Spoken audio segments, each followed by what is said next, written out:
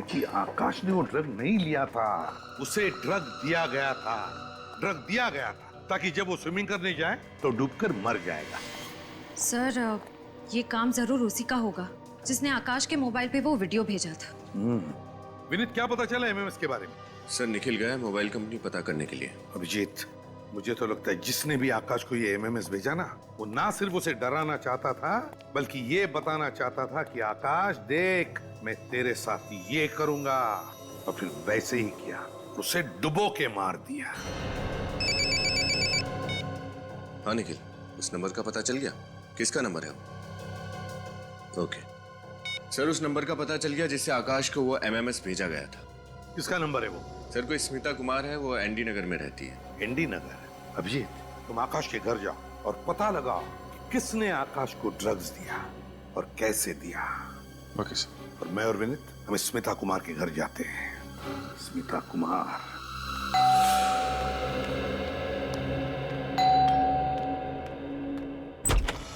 साहब आप लोग?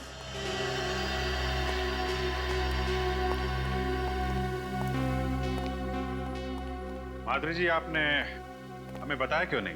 आपके हस्बैंड ड्रग्स लेते थे, LSD। आकाश ड्रग्स लेते थे? आप तो ऐसे चौंक रही हैं जैसे आपको इसके बारे में कुछ पता ही नहीं। क्या कह रहे हैं सर? आकाश तो सिगरेट और शराब के नाम से भी नफरत करते थे और आप लोग कह रहे हैं कि आकाश ड्रग्स लेते थे? सचिन, पंकज, चेक करो घर। देखिए सर, देखिए, हम सिर्फ वही कह रहे हैं जो हमें फोरेंसिक रिपोर्ट ने बताया है। LSD वजह है आपके पति के पानी में डूब के मरने की, वरना इतने एक्सपर्ट स्विमर थे आपके हस्बैंड, बिना किसी वजह के स्विमिंग पूल में तो डूब नहीं सकते।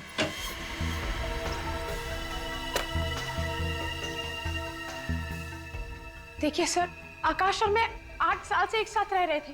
अगर आकाश को ड्रग्स लेने की आदत होती तो कभी ना कभी तो मुझे इस बारे में जरूर पता चलता। और मान लीजिए सर कि आकाश ड्रग्स लेता भी था तो वो ड्रग्स लेकर स्विमिंग करने क्यों जाता?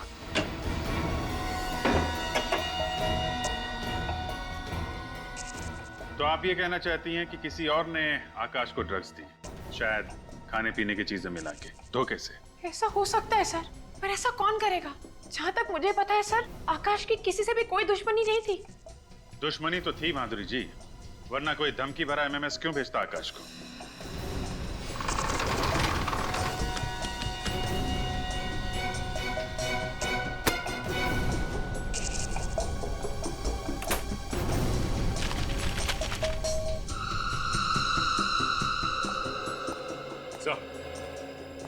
हाँ सच, ये देखिए सर, ये बाथरूम में कलोन की बोतल मिली है जिसमें कैप्सूल छुपा के रखे गए।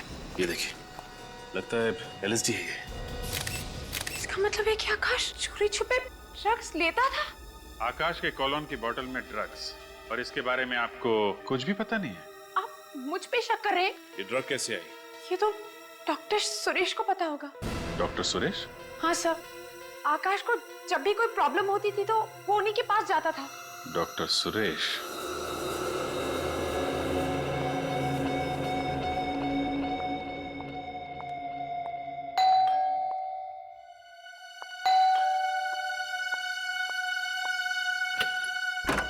जी कहिए। अरे देखिए, अगर आप इंश्योरेंस से आए हैं तो मैं आपको बता दूं कि मैंने इंश्योरेंस करवा लिया है। आपने तो अपनी जान का इंश्योरेंस बनवा लिया। उन लोगों का क्या जिनकी जाने ली थी, उनके इंश्योरेंस का क्या? ये क्या बकवास कर रहे हैं आप? बकवास नहीं कर रहे हैं, पूछताछ कर रहे हैं। हम लोग CID से। CID? जी हाँ, CID। एक बात बताइए, क्या तुमने किसी आकाश नाम के आदमी को अपने मोबाइल से MMS भेजा था? MMS? जी हाँ, MMS, जिसमें आकाश पानी में डूबता हुआ दिखता है, वो MMS भेजा था? मैंने किसी आकाश नाम के आदमी को कोई MMS नहीं भेजा। तो फिर 1029029005 ये मोबाइल नंबर आपका ही है ना? जी हाँ सर, ये मेरा ही नंबर है। लेकिन मैं आपको एक बात बता दूं कि मेरा फोन तो कल ही चोरी हो गया था। फोन चोरी हो गया था इनका? बहाना अच्छा है। सर ये कोई बहाना नहीं है। अच्छा आप 1 मिनट रुकिए।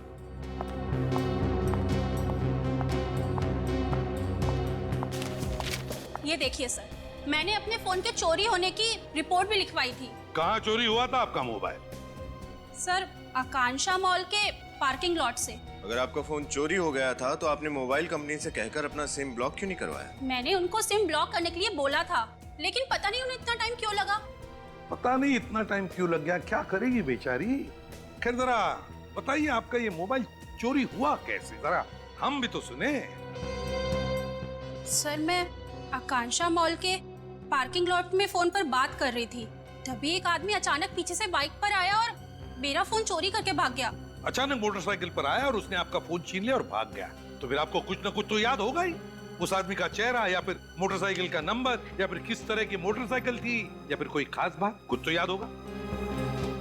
सर हाँ? मुझे सिर्फ इतना याद है कि वो एक लाल रंग की स्नोडेन बाइक पर था और उसकी बाइक की टंकी पर एक जलती हुई खोपड़ी का स्टिकर लगा हुआ था। आकांक्षा मॉल का पार्किंग लॉट, लाल रंग की स्नोडिल बाइक और उसकी टंकी पर जलते हुए खोपड़ी का स्टिकर। डॉक्टर सुरेश, जी हाँ, कहिए। हम लोग सीआईडी से हैं। लेकिन सीआईडी वालों का हमारे क्लिनिक में क्या काम? आकाश आपका ही पेशेंट था? आकाश वो स्विमर? जी हाँ, वो स्विमर, उसकी मौत हो गई। आकाश की मौत हो गई? मगर कैसे? पानी में डूबने से। अगर आकाश तो बहुत अच्छा स्विमर था और उसको बहुत सारे स्विमिंग के मेडल मिले हुए थे, भला उसकी पानी में डूबने से कैसे मौत हो सकती है? वो इसलिए कि जब वो पानी में डूब रहा था तो एलएसडी नशे की चपेट में था। आकाश और नशा, मुझे तो यकीन ही नहीं हो रहा। अगर आकाश नशा कर रहा होता तो हमें उसके routine test, urine test, blood test में पता लग गया होता। आकाश ने कभी भी किसी प्रकार का कोई नशा नहीं किया है। अच्छा, आकाश के घर से हमें ये कैप्सूल मिले। ये कैप्सूल तो मैंने ही उसे दिए थे। आपने? तो ये कैप्सूल एलएसडी के नहीं है? लेकिन एक मिनट, ये बिल्कुल वैसे ही कैप्सूल हैं जो मैंने आकाश को दिए थे। मतलब ये एलएसडी की कैप्सूल है? ये एलएसडी का कैप्सूल है।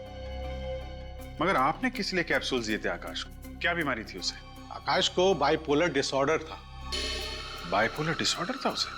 जी, आप लोगों को तो मालूम होगा, इस बीमारी में मरीजों को बहुत सारे मूड स्विंग होते हैं। मूड स्विंग्स मतलब वो अचानक से हंसने लग जाते हैं और फिर अचानक से रोने लग जाते हैं? हाँ, कुछ ऐसा ही। जब वो उदास होते हैं तो डिप्रेशन में चले जाते हैं और जब खुश होते हैं तो इतना खुश हो जाते हैं कि खुशी से फूले नहीं समाते। इसीलिए आकाश के मूड को काबू में रखने के लिए हमने वो वाले मूड स्टेबलाइजर के कैप्सूल दिए थे। और किसी ने उन कैप्सूल्स की जगह ये एलएसडी वाले कैप्सूल्स रख दिए। और ये काम आकाश के कोई करीबी ही कर सकता है, और उसके सबसे करीब उसकी बीबी माधुरी है।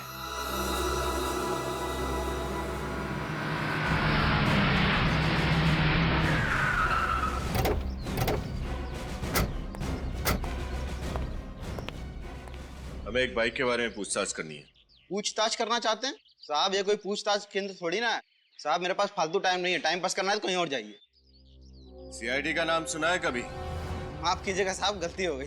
तब बताओ, कल दोपहर को 1 बजे एक आदमी आया था बाइक पर, उसने एक औरत का मोबाइल चुराया और फिर भाग गया। वो कुछ याद आता है? लाल कलर की स्नोडेल बाइक थी और उसकी टंकी पर एक स्टिकर लगा हुआ था जली हुई खोपड़ी का। हाँ साहब, याद आया साहब। मैंने मेम साहब के साथ उस बाइक वाले का पीछा करने की कोशिश की थी, लेकिन साहब वो भाग निकला। उस आदमी का चेहरा देखा तुमने? कुछ याद है उसके बारे में? साहब उसने हेलमेट पहन रखी थी, इसलिए मैं चेहरा नहीं देख पाया। उसे गाड़ी का नंबर तो नोट करके रखा होगा? हाँ साहब, नंबर है। बताओ जल्दी। कल दोपहर को 1 बजे।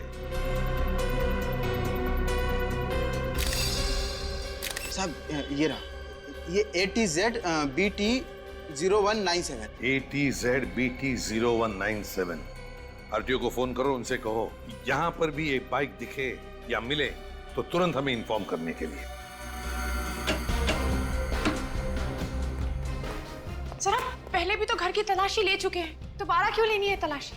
माधुरी जी, आपको मालूम था कि आकाश को बाइपोलर डिसऑर्डर की बीमारी थी? आकाश को बाइपोलर डिसऑर्डर था? जी हाँ, डॉक्टर सुरेश ने हमें सब कुछ बता दिया है। मगर सर, अगर आकाश को बाइपोलर डिसऑर्डर था तो उसने मुझे बताया क्यों नहीं, छुपाया क्यों मुझसे? पीछे ही चिपका रहेगा क्या? जरा वहां जा।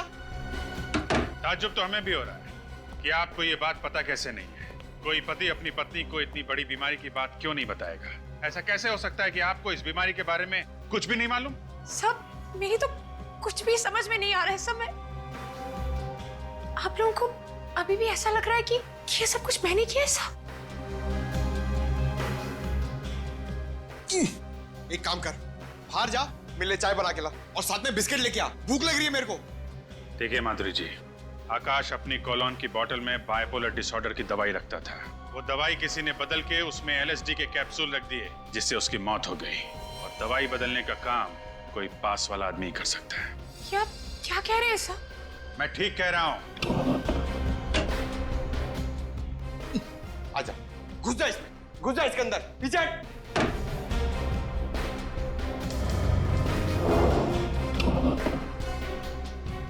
मैं आकाश को क्यों मारूंगी? मैं तो बहुत प्यार करती थी उससे, और आप यकीन माने या ना माने, मैं अपने आप को अभी भी समझा नहीं पा रही हूँ कि आकाश इस दुनिया में नहीं रहा। सर, सर जरा जल्दी यहाँ पे आइए।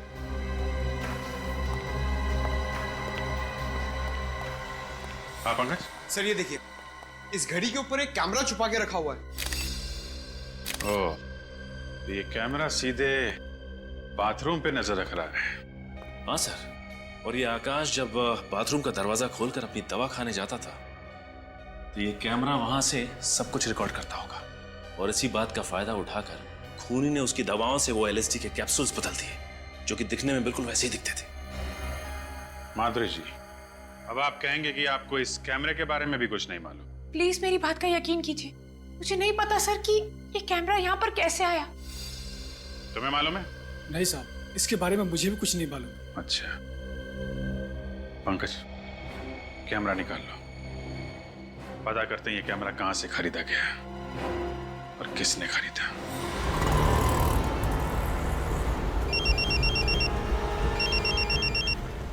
हेलो निशान, बाइक मिल गई? कहाँ पर? त्रिपोलिया बाजार। ठीक है, हम अभी आते हैं। अच्छा, लेकिन हम तुम्हें पहचानेंगे कैसे?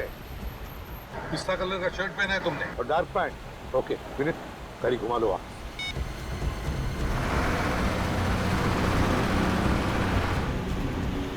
त्रिपोलिया बाजार यहीं कहीं आसपास ही होना चाहिए। सर, यही है त्रिपोलिया बाजार। नजर रखना जरा, पिस्ता कलर का शर्ट पहना हुआ है उस निशान पर। कहीं वो तो नहीं? वो देखो, आगे जाके यूटर्न मार।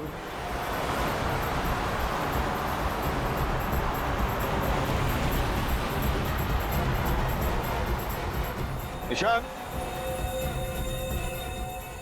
आरटीओ ऑफिसर निशान, कहाँ पर है बाइक? सर वो रही लाल बाइक, और सोसाइटी वालों ने बताया कि आधा घंटा पहले कोई पार करके गया इसे। मालिक कौन है इस बाइक का? शैलेंद्र नाम के किसी आदमी की सर। शैलेंद्र? जी सर। सर पिछले हफ्ते ये बाइक चोरी हुई है। एक हफ्ते पहले बाइक चोरी की गई है। ठीक है निशान, thank you very much, good work. जा सकते हो। Thank you. विनीत बड़ा चालाक है ये। उसने बाइक चुराई, फिर मोबाइल चुराया, दोनों अलग अलग लोगों का, ताकि उस तक कोई पहुंच न सके। Yes sir. आधे घंटे पहले यहाँ आया है वो, गया कहाँ होगा? ज्यादा दूर नहीं गया होगा। तेरा मैप निकाल, देखे तो सही है त्रिपोलिया बाजार है क्या। हम इस वक्त यहाँ है। एक तरफ तो पूरा रेसिडेंशियल एरिया है और इस तरफ सारे ऑफिसेज हैं। सर, ये अंदाजा लगाना बहुत ही मुश्किल होगा कि आदमी किधर गया है। हम कहीं जाने वाले नहीं है उसे ढूंढने के लिए। हम यहीं पर रुके रहेंगे, यहीं पर इंतजार करेंगे उसका। जरूर आएगा वो अपनी बाइक लेने के लिए, आएगा जरूर। एक्सक्यूज मी, आप जरा ये कैमरा देखिए, ये आपने बेचा है? हाँ सर, ये कैमरा हमने बेचा है। हम लोग CID से हैं, ध्यान से सोच के बताओ किसे बेचा है। एक मिनट सर। हाँ सर, ये कैमरा हमने हेमंत नाम के आदमी को एक हफ्ता पहले बेचा था। ये हेमंत का नंबर और पता तो होगा तुम्हारे पास? नहीं सर, वो तो नहीं है। आप सिक्योरिटी सिस्टम बेचते हैं और आपके पास उस इंसान का कोई रिकॉर्ड नहीं है? वो सर वो। अच्छा ये बताओ, उसने पैसे कैसे दिए थे? क्रेडिट कार्ड से या फिर कैश? सर पेमेंट तो उन्होंने कैश से ही दिया था। कैश? दिखने में कैसा था? सर हाँ सर, थोड़ा थोड़ा याद है। अरे यार, आप सिक्योरिटी सिस्टम्स बेचते हैं और आप ही के पास सिक्योरिटी कैमरा नहीं लगा हुआ है। आपका सुझाव तो अच्छा है, मैं बहुत जल्दी लगवा लूंगा। सुझाव का क्या करोगे? हेमंत को जो करना था वो करके चला गया। पंकज, हो गया? एक बार बताओ, वो आदमी कैसे आया था यहाँ पे? किसी के साथ आया था, अकेले आया था, क्या बात कर रहा था यहाँ पे? किसी से फोन पे बात कर रहा था? कुछ भी याद है उसके बारे में? हाँ सर, वो फोन पे बात कर रहा था। क्या बात करता, कुछ सुना तुमने? क्या कह रहा था, क्या कह रहा था? दिमाग पे जोर डालो, याद करो क्या कह रहा था वो। हाँ सर, याद आया। वो फोन पे कह रहा था कि मैं वेयर हाउस बहुत जल्दी पहुंच जाऊंगा। कौन सा वेयर हाउस? ये तो नहीं बोला उसने फोन पर सर। एक बात तो पक्की है, उस एमएमएस वाले खूनी ने किसी वेयर हाउस को अपना अड्डा बना रखा है। तुम्हें उसके बारे में जो भी याद है, जितना भी याद है, उसका स्केच बनवाओ। ब्यूरो चलो। सर अगर ये बाइक लेने वापस ही नहीं आया तो? चोरी की बाइक है, हो सकता है छोड़ के भाग गया हो। आएगा वो विनीत, जरूर आएगा बाइक लेने के लिए। हाँ अभिजीत, मतलब पता चल गया कैमरा कहाँ से खरीदा था? कैमरा खरीदते वक्त किसी वेयर हाउस का जिक्र भी किया था। कैसा वेयर हाउस अभिजीत? कौन सा वेयर हाउस पता चला? बिल्कुल, हम पता लगा लेंगे वेयर हाउस का। Good work Vineet. जरा मैप देखो, त्रिपोलिया बाजार का देखो, आसपास कोई वेयर हाउसेस है क्या? ये देखिए सर, इस बाजार के इस तरफ 4 वेयर हाउस है सर। तो हो सकता है ये खूनी इन चारों में से किसी एक वेयर हाउस में छुप कर बैठा होगा। वेयर हाउस चलते हैं। सर लेकिन अगर हमारे जाने के बाद ये बाइक लेने वापस आया तो? ये बाइक वाला भाग कर जाएगा कहाँ? चलो पहले वेयर हाउस चलते हैं, खूनी को देखते हैं।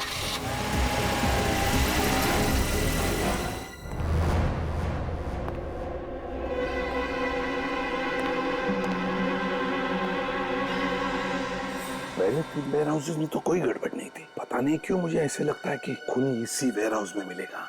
चौकन्ना रहना।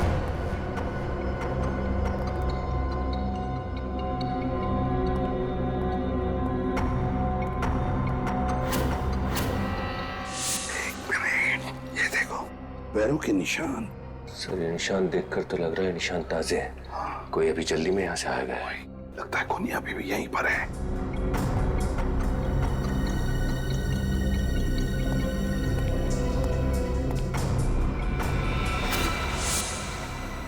लैपटॉप, और फिर यहाँ पर कोई भी नहीं। ये भाग तो नहीं गया? लैपटॉप खोलो और देखो, देखो क्या है लैपटॉप पर।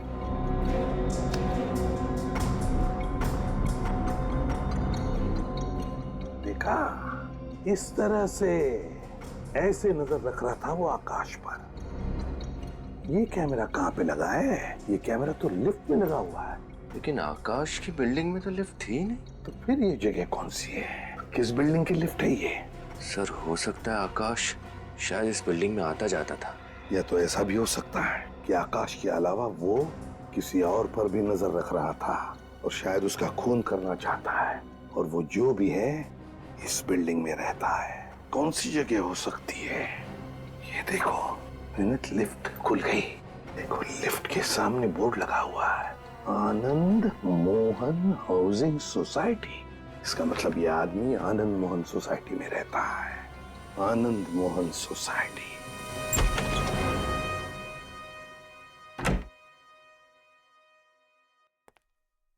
हाय। हाय। एमएमएस? ये किसने भेजा? अननोन नंबर लग रहा है, देखते हैं। ये क्या है? ये लिफ्ट के अंदर कौन जा रहा है? कहिए मैं तो नहीं। लिफ्ट तो नीचे जा रही है। ये तो यही लिफ्ट लग रही है।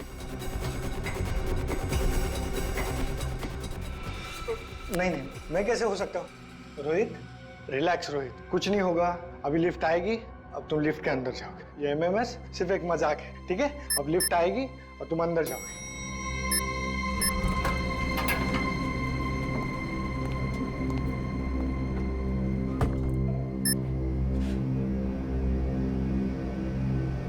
मैं तो खामखा डर रहा था, कुछ नहीं हुआ। ये क्या हो रहा है?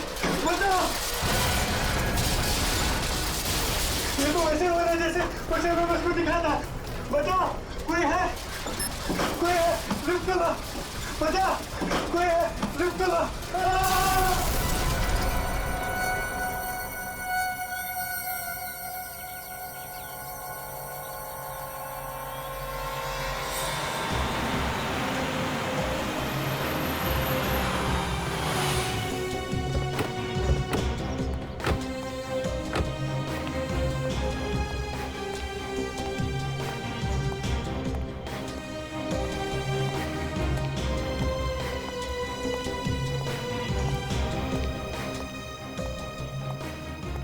बहुत भीड़ लगी हुई है सर। चलिए चलिए प्लीज हटिए पीछे। क्या हुआ? माय गॉड, ये हुआ कैसे? सर पता नहीं लिफ्ट नीचे गिर गई और ये आदमी बेचारा मर गया। अचानक ये लिफ्ट नीचे गिर गई? Yes sir. और ये आदमी लिफ्ट के अंदर ही था और मर गया? जी हाँ। कुछ तो गड़बड़ है विनीत, कुछ तो गड़बड़ है। एक काम करो, पूरी मशीनरी, पूरा केबल वगैरह चेक करो अच्छी तरह से लिफ्ट का। देखो किसी ने कुछ हरकत की है क्या। एक बात बताओ, किसी ने भी लाश को हाथ तो नहीं लगाया?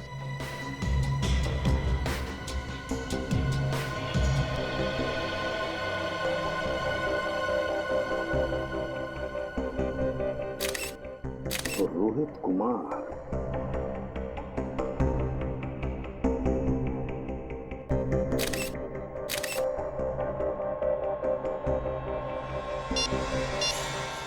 माय गॉड, वैसा ही धमकी भरा एमएमएस जैसा आकाश को भेजा था।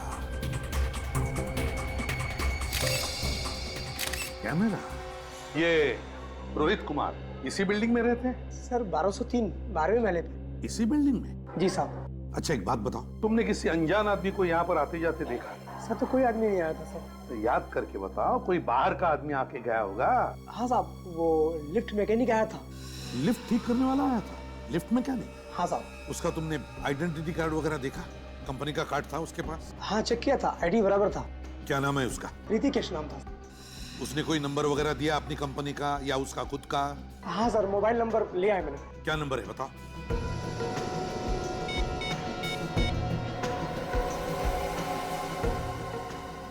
डैम इट, फोन उठा नहीं रहा है, जरूर गलत नंबर दिया होगा।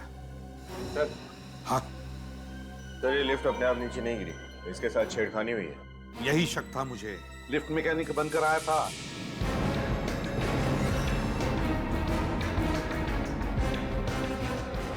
मैंने उसे बिल्डिंग से जाते हुए देखा था, एक लंबा सा आदमी, उसके हाथ में टूल किट था। उसने सारा किया, ये सब उसी ने किया है, ये देखो। और उसने वो धमकी भरा एमएमएस भी भेजा है रोहित को, जैसे उसने आकाश को भेजा था। और फिर जो टेलीफोन नंबर दिया, जो सेल फोन नंबर, वो भी जानबूझकर गलत नंबर दिया है। एक बात बताओ, तुमने इस लिफ्ट मैकेनिक को अच्छी तरह से देखा था ना? जी साहब। उसका चेहरा तुम्हें अच्छी तरह से याद है? अच्छी तरह से? हाँ साहब। तो क्या तुम उसका चेहरा बनाने में, उसका स्केच बनाने में हमारी मदद करोगे? हाँ साहब। गुड।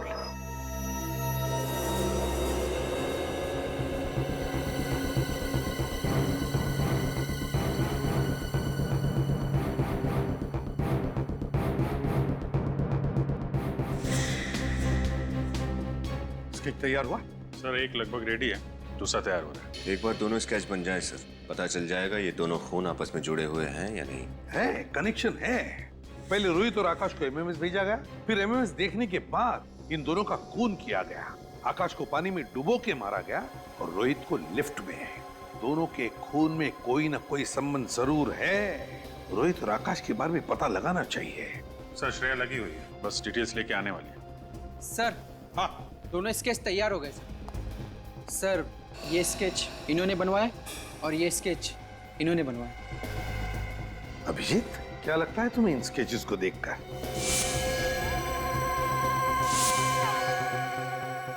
सर गौर करने वाली बात तो है सर। जरा इसका ये चश्मा और दाढ़ी मूछ निकालो। जी सर।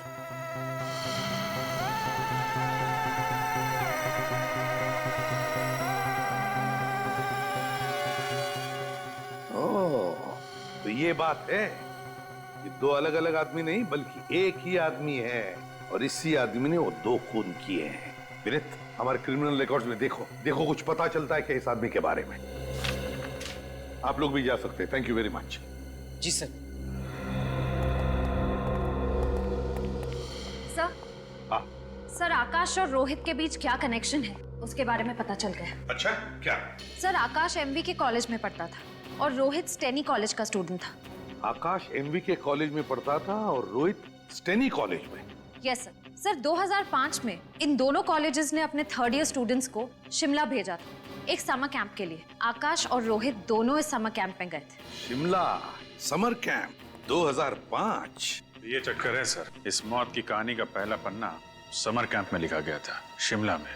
और क्या पता चला श्रेया इस समर कैंप के बारे में? सर, मैंने एमवी के कॉलेज के प्रिंसिपल से आज 3 बजे की अपॉइंटमेंट ले ली है। सर, उसी कॉलेज के एक प्रोफेसर भी उस समर कैंप में गए थे, वो भी आज उस मीटिंग के लिए वहाँ मौजूद रहेंगे। Very good work Shreya, very good work. Sir. हाँ सर मिल गया। सर इसका नाम राजा है, पहले भी बहुत सारे जुर्म किए हैं इसने और कई बार जेल भी जा चुका है। राजा, पता लगाना पड़ेगा इस राजा का महल कहां पर बना है, और फिर एमवी के कॉलेज से भी पता चल जाएगा क्या हुआ था उस समर कैंप में। नमस्ते सर। आइए आइए, मैं आप लोगों का इंतजार कर रहा था। और ये है यहाँ के प्रोफेसर जिसे आप मिलना चाहते हो। नमस्ते सर। नमस्ते। तो आप ही इन बच्चों को 2005 में शिमला के समर कैंप लेके गए थे? जी। ओके। प्रोफेसर साहब जरा ये फोटो देखिए, इन दोनों को पहचानते हैं आप? हाँ, इसे मैं अच्छी तरह से पहचानता हूँ। ये आकाश है और ये शायद रोहित। अरे वाह, आपकी याददाश्त तो काफी अच्छी है। 8 साल बाद भी आप इनको इनके नाम से पहचानते? दरअसल मुझे सबके नाम तो अच्छी तरह से याद नहीं है, मगर इन चारों के नाम मुझे अच्छी तरह से याद है। 4? कि हमने तो आपको 2 ही फोटोग्राफ दिखाए।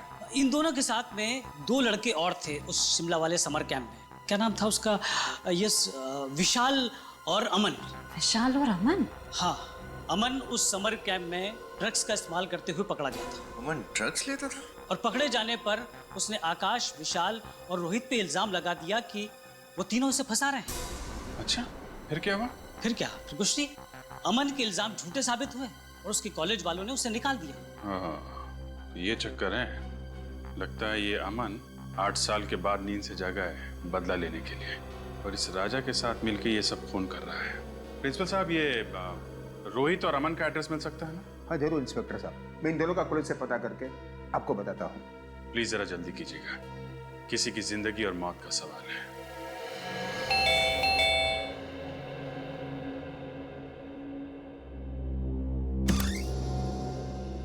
जी कहिए, किससे मिलना है आपको? अमन है घर पे?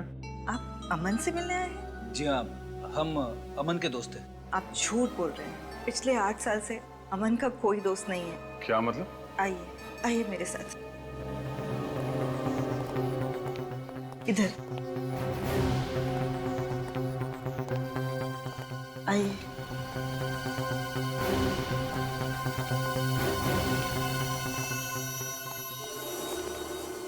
ये है अमन। ये क्या हुआ इसे? पहले आप बताइए, आप लोग कौन हैं और यहाँ क्यों आए हैं? माँ जी, हम लोग सीआईडी से हैं। एक केस की तहकीकात हमें यहाँ तक खींच लाई। CID case? क्या कह रहे हैं आप लोग? मेरी तो कुछ समझ में नहीं आ रहा। और इन सब चीजों का अमन से क्या लेना देना? 8 साल पहले अमन जिस समर कैंप में शिमला गया था, उसी समर कैंप में आकाश और रोहित नाम के 2 स्टूडेंट्स थे। उन दोनों का खून हो गया। और आपको लगता है कि ये सारे खून अमन कर रहा है? ये तो कुछ बोल भी नहीं सकता, चलकर एक कमरे से दूसरे कमरे में नहीं जा सकता। मेरे कान तरस गए हैं इसके मुंह से माँ शब्द सुनने के लिए। और आपको लगता है मेरा बेटा खूनी है? माँ जी, हम आपकी तकलीफ समझते हैं, मगर क्या आप ये बता सकती है कि इसकी ये हालत हुई कैसे? जिस समर कैंप की आप बात कर रहे हैं, वही समर कैंप मेरे बेटे के लिए अभिशाप बन गया। ड्रग्स का झूठा इल्जाम लगाकर इसे कॉलेज से निकाल दिया गया। फिर किसी दूसरी कॉलेज ने दोबारा इसे लिया नहीं। मेरे बेटे का उज्जवल भविष्य अंधकार में खो गया। तब से इसकी ये हालत है। क्या अमन ने कभी आपको बताया कि ये ड्रग्स का झूठा इल्जाम इस पे किसने लगाया था? नहीं, एक चुप्पी साध ली थी इसने, कभी ना खत्म होने वाली खामोशी।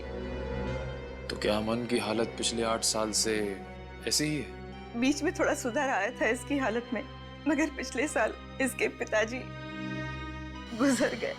तब से फिर यही हालत हो गई है इसकी। आप फिक्र मत कीजिए माँ जी, मैं अमन के लिए प्रार्थना करूंगा।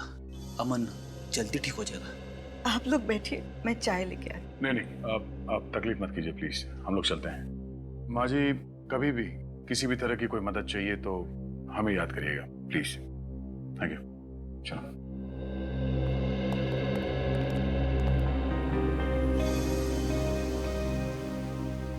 सर, अमन इस हालत में है ही नहीं कि वो किसी का खून कर सके। इसका मतलब कोई ऐसा इंसान है जो अमन की इस हालत का बदला लेना चाहता है। हाँ फ्रेडी, जरूर आकाश, रोहित और विशाल ने अमन को फंसाया होगा। इस खूनी का अगला शिकार विशाल ही होगा। पंकज, बिल बजा। बजाओ।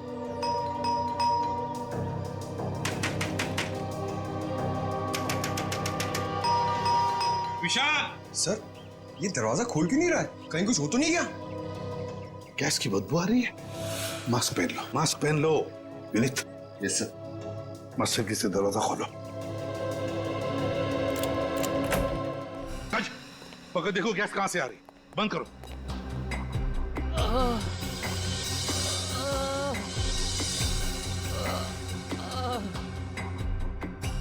विनीत, किसी के कराने की आवाज आ रही है, शायद उस तरफ से।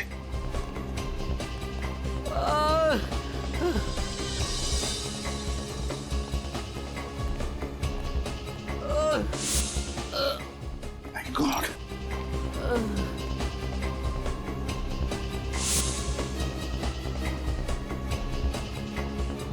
तुम विशाल हो ना? सर विशाल। विशाल? विशाल क्या हुआ? सर मुझे बचा लो सर। किसे किसे बचा लीजिए? हैं? मेरी मंगेतर प्रिया को। क्या हुआ प्रिया को? कहाँ है वो? राजा। क्या? उसे अपने साथ ले गया। राजा प्रिया को अपने साथ ले गया? हाँ? कुछ पता है कहाँ गया? सर। पंकज, तुम इसे हॉस्पिटल ले जाओ, हालत बहुत खराब है। विनीत, श्रेया को फोन करो, बुला लो उसे। हमें प्रिया को बचाना चाहिए, जल्दी। पंकज, हम लोग जाते हैं।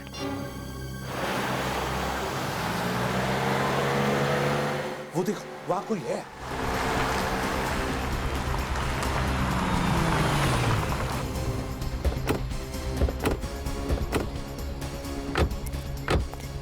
सर, कहीं ये प्रिया तो नहीं?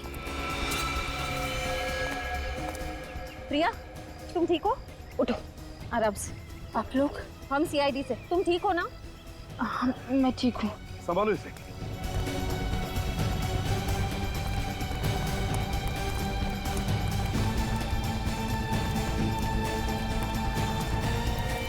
देखो देखो, ये जिंदा है क्या? सर ये तो राजा है। राजा? ये तो मर चुका है सर। समझ में नहीं आता। गाड़ी यहाँ पर क्रैश हुई है, राजा यहाँ मरा पड़ा है, वो प्रिया वहां पर है। ये सब हुआ कैसे होगा? पता नहीं क्यों मुझे लगता है सारा सच सामने नहीं आ रहा है। कुछ तो गड़बड़ है। गाड़ी को चेक करते हैं अच्छी तरह। देखो जरा। उठ सकोगी? हाँ, संभल के देखो कुछ गाड़ी में प्रॉब्लम है क्या, अच्छी तरह से देखो। रुको, मैं पानी लेकर आती हूँ। हाँ?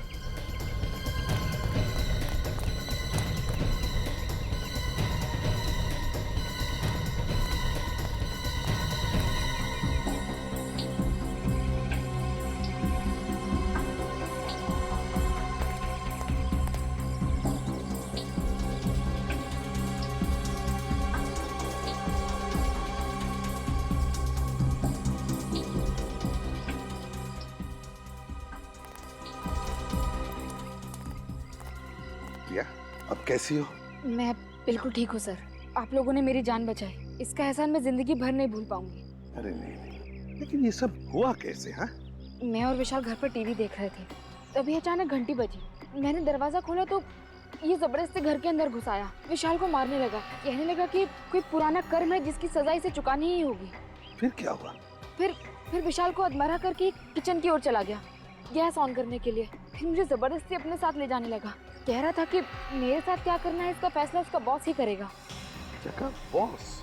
मतलब राजा का कोई बॉस भी है? हाँ सर, मैं बहुत रोई, बहुत चिल्लाई। अपने आप को बचाने की मैंने बहुत कोशिश की, लेकिन ये जबरदस्ती मुझे अपने साथ ले आया।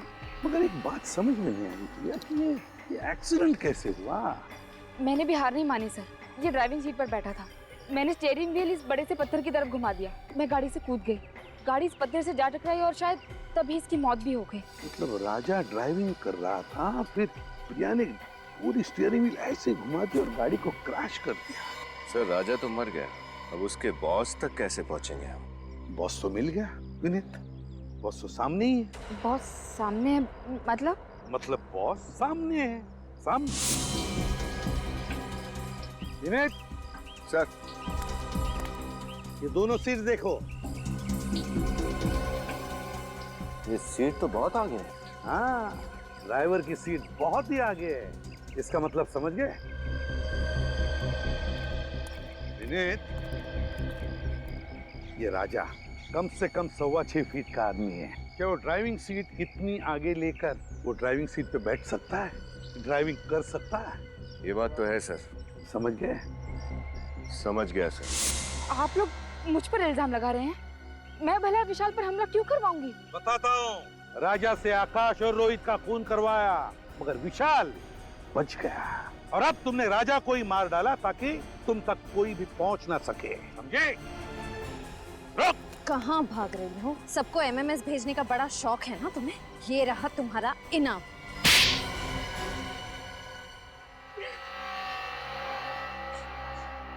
हाँ, मैंने ही आकाश, रोहित और राजा को मार डाला। विशाल को भी मार डालते अगर आप लोग उसे बचा न लेते तो। बहुत अफसोस हो रहा होगा, है ना, कि चौथा खून कर नहीं पाई। क्यों? विशाल को मार डालती तो मेरा बदला पूरा हो जाता। कैसा बदला? अमन का बदला। बहुत प्यार करती थी मैं अमन से। कितने सुहाने सपने देखे थे हमने हमारे भविष्य को लेकर, लेकिन उन तीनों ने अमन की क्या हालत कर दी। आज मेरा मन अपनी प्रिया को पहचानता तक नहीं है। अमन की इस हालत के लिए वो तीन जिम्मेदार कैसे? 8 साल पहले शिमला के समर कैंप में उन तीनों ने जबरदस्ती अमन को शराब पिलाई। उस बेचारे को तो पता तक नहीं था कि उस शराब में ड्रग्स मिला रखी थी। उस ड्रग्स की मात्रा इतनी ज्यादा थी कि हमें तभी अमन को हॉस्पिटल लेकर जाना पड़ा। पूरे कॉलेज में अमन की बदनामी हुई कि अमन ड्रग्स लेता है। उसे कॉलेज से भी निकाल दिया, कहीं और एडमिशन नहीं मिला उसे। इस बात का उसे इतना गहरा सदमा लगा कि आज तक वो। फिर अमन की इस हालत का बदला लेने की तुमने ठान ली? हाँ, मैंने ही राजा को तीनों को मारने की सुपारी दी थी। एमएमएस भेजे और काम खत्म हो जाने के बाद मैंने खुद ही राजा को ऊपर पहुंचा दिया। उस एमएमएस में राजा ही था ना जो डूबने की एक्टिंग कर रहा था? जी। अमन के साथ जो कुछ हुआ वाकई बहुत बुरा हुआ, इसका अफसोस है हमें। लेकिन जुर्म की आग को बदले की आग नहीं बुझा सकती। 3 खून किए तुमने और खूनियों की मंजिल एक ही है, फांसी का फंदा।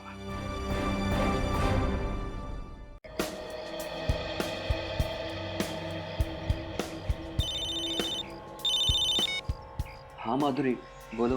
मैं कब से तुम्हारा इंतजार कर रही हूँ। माधुरी, मैं अभी क्लब में ही हूँ। मुझे स्विमिंग करने का मन कर रहा है। घर आने में देरी हो जाएगी। नहीं, तुम अभी इसी वक्त आ जाओ।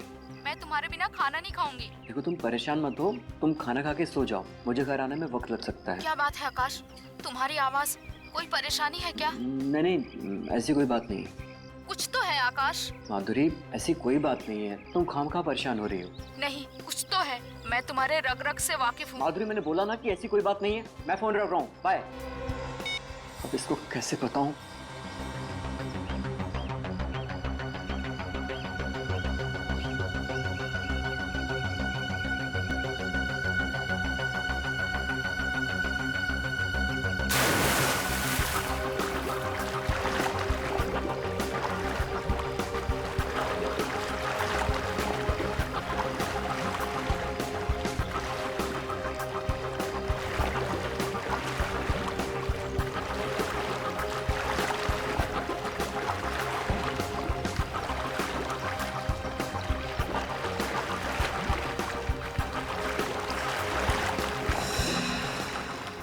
क्या हो रहा है? मेरे हाथ पे काम क्यों नहीं कर रहे? कोई है? हटाओ मुझे! कोई है? हटाओ मुझे!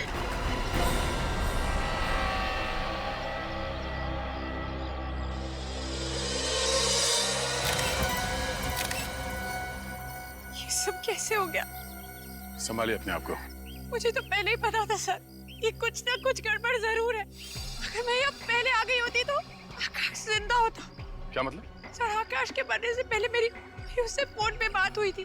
उसकी आवाज से लग रहा था जैसे वो किसी चीज को लेकर बहुत परेशान है। आकाश ने आपको बताया नहीं कि ये किस बात को लेकर परेशान था? नहीं सर, मैंने इनसे पूछने की बहुत कोशिश की, लेकिन इन्होंने मुझे कुछ नहीं बताया सर। और सर, सबसे अजीब बात तो ये है कि आकाश कोई मामूली स्विमर नहीं था, स्टेट लेवल का स्विमर था। क्या? स्टेट लेवल का स्विमर था ये? हाँ सर, उसने बहुत सारे मेडल्स भी जीते थे। सर, इसीलिए उनके आसपास कोई गार्ड नहीं था। तो सर, फिर इस आकाश की मौत हुई कैसे? मैं भी वही सोच रहा हूँ। ये आकाश स्टेट लेवल का एक्सपर्ट स्विमर था, तो पानी में डूब के कैसे मर गया? पहले ये पता करना होगा कि इसकी परेशानी की वजह क्या थी।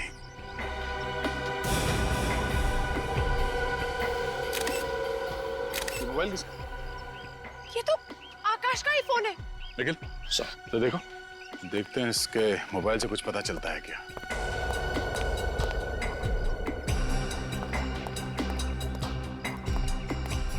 अरे आज एक एमएमएस आया, एमएमएस सर किसका है? किसी अननोन नंबर से एमएमएस आया है, देखते हैं।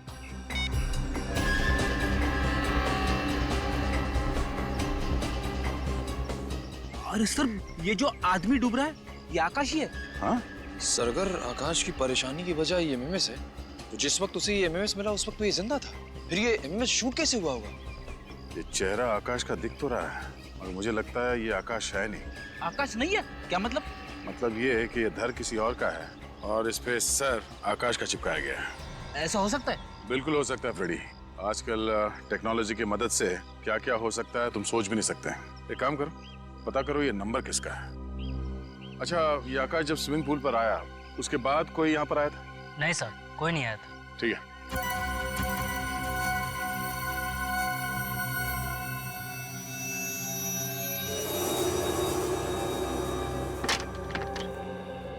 जी तारिका जी, क्या बताना चाहती हैं आप अशोक के खून के बारे में?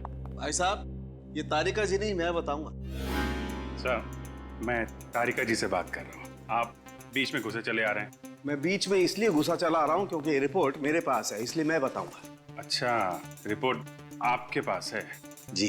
अब बताइए, आपको रिपोर्ट से मतलब है या तारिका जी से मतलब है? मतलब तो तारिका जी से ही है, रिपोर्ट आप बता दीजिए। ठीक है, तारिका जी से पूछ। अरे सर, एक मिनट, आप तो गुस्सा हो गए सर। प्लीज रिपोर्ट बता दीजिए, एसीपी साहब इंतजार कर रहे हैं। इस आकाश के खून में एलएसडी मिला है। सर, वही एलएसडी जो एक ड्रग है?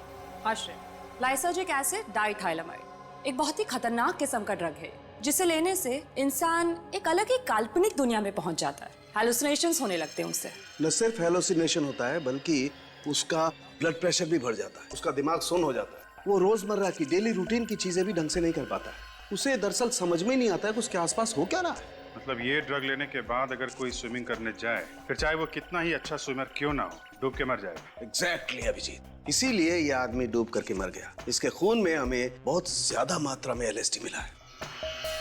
कमाल है, इतनी ज्यादा मात्रा में एलएसडी लेने के बाद ये आकाश तैरने गया ही क्यों?